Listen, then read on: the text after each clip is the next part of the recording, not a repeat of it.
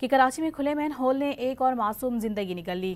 Korangi Mehran town में 8 साल का बच्चा खुले गटर में गिरकर जाँ बहक हो गया। 8 साल दिलबर अली की नमाज जनाजा अदा कर दी गई।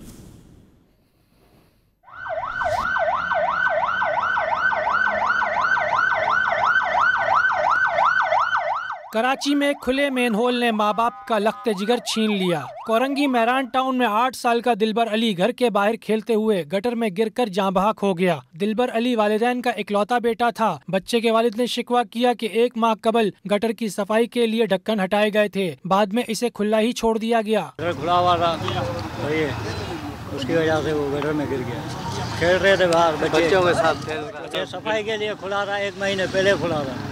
ये ढका नहीं गया, सफाई तो हो गई मगर ढका नहीं गया। डिप्टी मेयर कराची सलमान अब्दुल्ला मुराद मेहरान टाउन में बच्चे के घर पहुंचे और वाक़े पर अहले खाना से अफसोस का इजहार किया। शहरी इंतजामिया के दावे के बावजूद 1 माह के दौरान खुले मेन होल में गिरकर जाँ बहक होने का ये दूसरा दिलखराश वाक़या है। 30 नवंबर को गुलशन इकबाल में नीपा चौरंगी के करीब नन्ना इब्राहिम खुले मेन होल में गिरकर जाँ बहक हो गया था। बच्चे की लाश 14 घंटे बाद 1 किलोमीटर दूर नाले से मिली थी।